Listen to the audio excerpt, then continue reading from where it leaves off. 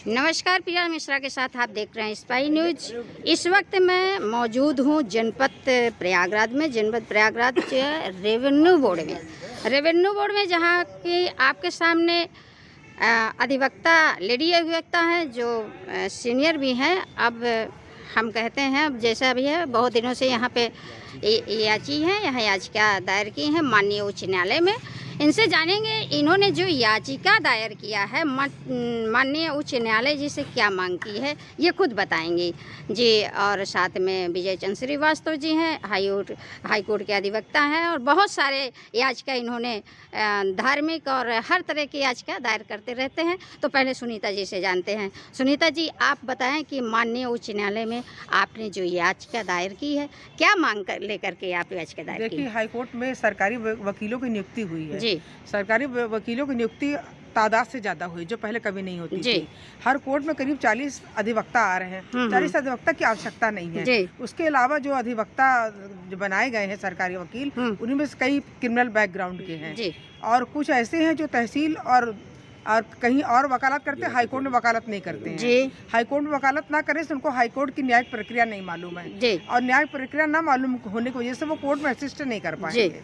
तो ये जितने वकील बनाए गए हैं, इसमें कोई प्रोसीजर अडॉप्ट नहीं किया है, कोई न्यायिक प्रक्रिया नहीं अडॉप्ट करी कि किसको बनाना चाहिए। हाईकोर्ट में हम लोग का रजिस्ट्रेशन होता है, ARO नंबर मिलता है, तो उसमें ARO नंबर कम से कम 7 साल की प्रैक्टिस हो तब स्टैंडिंग काउंसिल बनता है, और 3 साल की प्रैक्टिस हो या 5 साल प्रैक्टिस हो तब वो जो है तो ब्रीफ होल्डर बनता है। यहाँ 2 साल के ARO जो लिए हैं वो स्टैंडिंग काउंसिल बन गए हैं, एडिशनल चीफ बन गए, GA बन गए हैं। तो ये सरासर गलत है ये। और जो है इसमें जो रसीददारों के जो लोग थे उनके लोग बन गए, और जो वाकई में काबिल हैं और अधिवक्ता जो बन सकते थे उनको नहीं बनाया गया है, और पॉलिटिकल बैकग्राउंड के लोगों को बनाया गया है।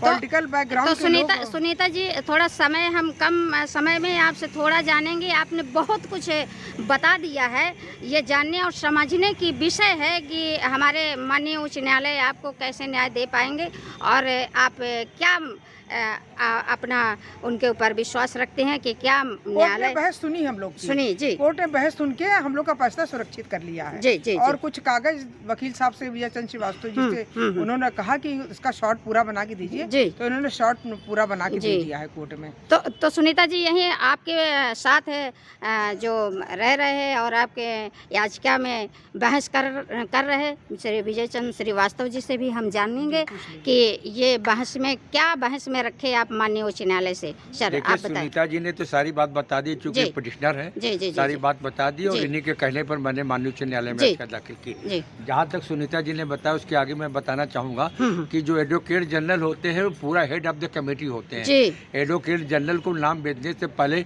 एक अधिवक्ता के बारे में जान लेनी चाहिए कि उनको न्यायिक प्रक्रिया का अनुभव है कि नहीं, उन्होंने कभी कोर्ट में काम किया कि नहीं किया। उन्होंने इस प्रकार की प्रक्रिया का कोई अपना नहीं।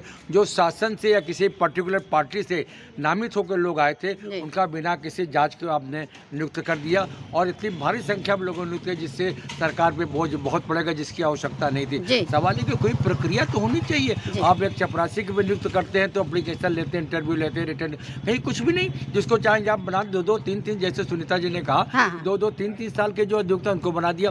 कोर्ट जो जजमेंट देती है उसमें जजमेंट देने से पहले सरकारी वकील से पूछती कि बताइए जो वकील साहब ने इधर बहस किया वो कहाँ तक सही है, कहाँ तक गलत है, और सरकारी वकील उसको असिस्ट करते हैं, सहायता देते हैं कोर्ट को। उसके बाद कोर्ट निर्णय लेती है। मैं आपको बताऊं, बहुत सारे मुकदमे हाई कोर्ट में ऐसे पढ़ने हुए हैं जिसमें शासकीय अधिवक्ता से काउंटर रिजॉइंडर नहीं दाखिल किया गया। मोर देन समझ लीजिए 1 लाख 2 लाख के आसपास पड़े होंगे।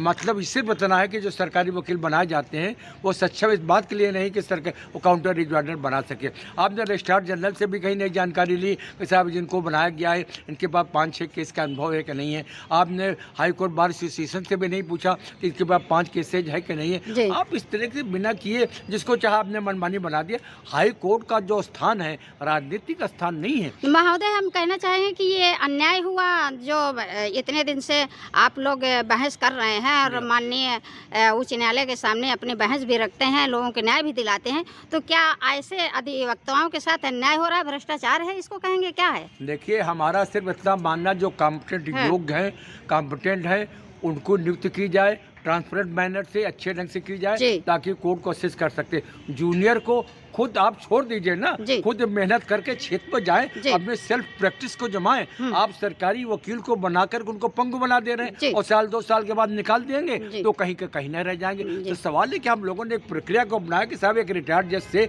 इसकी जांच होनी चाहिए कि कितने गलत ढंग से किया, कितने जो गलत ढंग से उनको किनारे करिए, उनके अच्छे जो योग्य लोगों, आपने लेडीज एडवोकेट किसको कहीं नहीं बना, एटलीस्ट 30% एडवोकेट लेडीज बनाया जाना चाहिए। बिल्कुल, बहुत सारे। अच्छा, दूसरी चीज, माननीय उच्च न्यायालय के जो चीफ जस्टिस महोदय हैं उनसे हमेशा अप्रूवल लिया जाता है सारे नियुक्तियों पर। आपने माननीय चीफ जस्टिस महोदय का आपने अप्रूवल भी। अच्छा, सरकार ने कितना % लेडी का जो दिया है कि हर जगह इतने % होना चाहिए लेडी का, जहाँ आप कह रहे हैं एक भी लेडी को इन्होंने नहीं बनाया।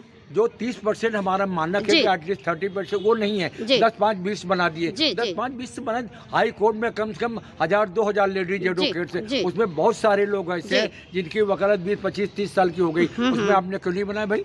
सवाल। अच्छा, बहुत सारे ऐसे नियुक्त की गई तो एक ही चैम्बर से सारे लोगों को बना दिया आपने, जिसकी पहुंच हुई उसको आपने बना दिया। मैं आपको बताऊं, अखबारों में न्यूज निकली कि सब योग्यता को दरकिनार कर दिया गया और सरकारी वकील को बनाए जाने में बहुत तरह के भंडाफोड़ हुआ। तो लोगों ने पैसा लेना शुरू किया, कुछ क्रिमिनल नेचर के हैं, कुछ जो है सिविल जानते हैं, क्रिमिनल नहीं जानते, इस सब सारी गड़बड़ियां हुई। तो हम लोगों ने माननीय उच्च न्यायालय से कहा कि साहब इसकी जांच करा लीजिए रिटायर्ड जज के कमेटी में, और जो सही लोग उसको करिए, और भविष्य में एक ऐसा नियम बना दिए, एक निर्धारित प्रक्रिया बना, जबकि आने सुप्रीम कोर्ट का ऑलरेडी नियम है कि साहब क्या गाइडलाइंस है, आपने उसको भी पालन नहीं किया। इस तरह से मनमानी का तो हम लोग विरोध करते हैं, और अच्छे अधिवक्ताओं के हित में, और हाई कोर्ट एक बहुत बड़ी संस्था है, उसके इंस्टीट्यूशन के बचाए जाने के दृष्टि से। महोदय जी, आप एक बार अपना परिचय सही ढंग से आप अपने से दीजिए।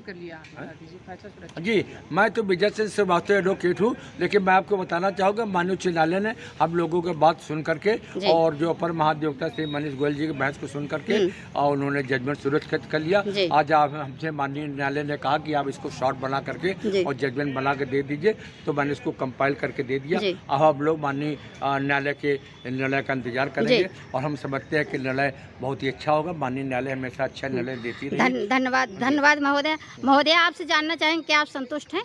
हाँ, और क्या, बहस हुई है ठीक से जी। अब कोर्ट फैसला आएगा, कोर्ट न्याय करेगी, जो न्याय करेगी वो हम लोग को मान्य होगा। जी, आप सभी देखें कि कैसे यहाँ क्या हो रहा है।